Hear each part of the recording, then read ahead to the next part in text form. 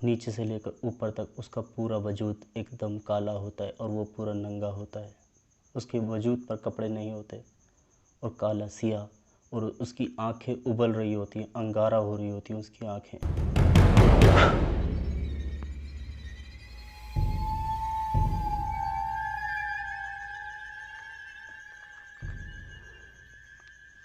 السلام علیکم دوستو، کیسے ہیں آپ لوگ؟ اللہ تعالیٰ آپ لوگوں کو خوش رکھے، آباد رکھے. دوستو، آج کی ایک سچی کہانی ہے، ایک سچا واقعہ ہے. یہ ہمارے پڑوسی ملک بھارت کا ہے. انڈیا میں رہنے والی ایک سائمان نامی لڑکی، اس کا ایک سچا واقعہ ہے. یہ صرف 10 سال کی تھی. املی کے جو کٹارے ہوتے ہیں وہ کھانے کا بڑا شوق تھا. گاؤں میں رہنے والے تھے یہ لوگ. دوستو، صبح صبح کے ٹائم املی کے یعنی کہ کٹارے کے درخت کے پاس جو پہنچ گیا، اور جو کٹارے نیچے گرے ہوئے ہوتے تھے وہ جو پہلے پہنچ گیا وہ اس کے ہو جاتے تھے. دوستو، یہ سائمہ نامی لڑکی جو صرف 10 سال کی تھی، یہ وہاں پہنچ جاتی تھی اور صبح صبح کٹارے اٹھا کے کھانے لگ جاتی تھی. اب کیونکہ اس ٹائم پر نہ کوئی گھڑی تھی، اگر ہوگی بھی تو گاؤں دیہات میں میرے خیال سے نہیں تھی. تو بچی رات کو تقریباً 2:30 بجے کے ٹائم پر اٹھی. اس کو نہیں پتہ تھا کہ کیا ٹائم ہو رہا ہے، اور وہ اٹھ کے چلی گئی گھر سے کٹارے لینے کے لیے. کھیتوں میں گئی. کھیتوں کے بعد اس درخت کے پاس پہنچی. وہ کیا دیکھتی ہے کہ کٹارے بہت سارے ہیں، ضرورت سے زیادہ کٹارے پڑے ہوئے ہیں. وہ سارے کٹارے اٹھا لیتی ہے خوشی کے مارے کہ آج تو بہت سارے مل گئے مجھے. دوستو، وہ کٹارے اٹھا کے اپنے پاس جیسی جانے لگتی ہے، دیکھتی ہے کہ ایک بہت بڑا آدمی کھڑا ہوا ہے. وہ نیچے سے دیکھتی ہے، وہ ننگے پاؤں ہوتا ہے، کالے سیاہ اس کے پاؤں ہوتے ہیں. وہ جیسی نظر اوپر اٹھاتی ہے، نیچے سے لے کر اوپر تک اس کا پورا وجود ایک دم کالا ہوتا ہے اور وہ پورا ننگا ہوتا ہے. اس کے وجود پر کپڑے نہیں ہوتے اور کالا سیاہ، اور اس کی آنکھیں ابل رہی ہوتی ہیں، انگارہ ہو رہی ہوتی ہیں اس کی آنکھیں. یہ منظر دیکھ کر وہ لڑکی، سائمہ نامی لڑکی، بے ہوش ہو جاتی ہے. دوستو، گاؤں دیہات میں ایسا ہوتا ہے کہ آپ پڑوسی کو بھی جانتے ہیں، ان کے بچوں کو بھی جانتے ہیں، اگلے پڑوسی کو بھی جانتے ہیں، ان کے بچوں کو بھی جانتے ہیں. حتیٰ کہ اگر کسی کے یہاں مہمان اگر آیا ہوا ہے تو وہ اس مہمان کو بھی پہچانتے ہیں کہ یہاں فلانے کے یہاں یہ مہمان آیا ہوا ہے، اس کی بھی عزت کی جاتی ہے. دوستو، اس بچی کو جب صبح کھیتی باڑی کرنے کے لیے لوگ آئے، اس بچی کو جب دیکھا تو وہ سمجھ گئی فلانے کی بچی ہے، تو وہ اس کے گھر پہ پہنچا دیا. وہ بے ہوش تھی اس وقت بھی. دوستو، ڈاکٹروں کو دکھا لیا، حکیموں کو دکھا لیا، مولویوں کو بلوا لیا، لیکن اس بچی کو ہوش نہیں آ رہا تھا.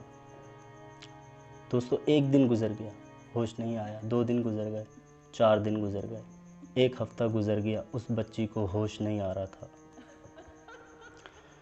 دوستو، اسے کرتے کرتے 2 ہفتے گزر گئے اور 18 دن ہو چکے تھے. اس بچی کو ہوش نہیں آ رہا تھا اور سب نے یہ مان لیا تھا یہ بچی مر چکی ہے.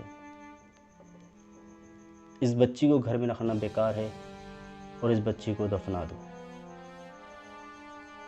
تو سارے رونا پٹنا ہونا شروع ہو گیا تھا. وہاں پر سارے رونے لگ گئے تھے. ایک میت کا جو ماحول ہوتا ہے وہ ماحول بن چکا تھا. بچی کے ایک تایا جان تھے، سگے تایا تھے، تو وہ تھوڑا دور رہتے تھے. ان کو آنے میں ٹائم لگ رہا تھا کیونکہ میت کی خبر ان کو پہنچ گئی تھی. قبر بھی کھدوا دی تھی، قبر بھی کھد گئی تھی، اور بچی کو غسل بھی دے دیا اور اس کو کفن بھی پہنا دیا. دوستو، کفن پہنانے کے بعد اس کو جب اٹھانے لگے تو لڑکی کی والدہ نے کہا کہ اس کے تایا جان آ رہے ہیں، ان کو ایک دفعہ شکل دکھا دیں، پھر اس کے بعد ان کو لے جائیں گے. دوستو، اس کے تایا جان جب آئے اور آخری دفعہ جب انہوں نے چہرہ دیکھا تو انہوں نے کہا یہ تو زندہ ہے. یہ بات سن کے سارے حیران رہ گئے کہ زندہ کیسے ہو سکتی ہے. जबकि डॉक्टर ने भी देखा, हकीम ने भी देखा, मौलवी ने भी देखा और रिश्तेदारों ने, फैमिली ने, सब ने ही देखा, गांव वालों ने भी देखा कि उस बच्ची की सांसें, अब ये बहुत पुरानी बात है लेकिन ये एक सच्चा वाक़या है। सब ने कह दिया था ये बच्ची मर चुकी है, अब इसको रखना बेकार है, क्योंकि 18 दिन से ना पिया है, ना खाया है, कुछ भी नहीं किया, बस बेहोश है। लेकिन ताया ने कहा ये ज़िंदा है। किसने कहा ये मर गई?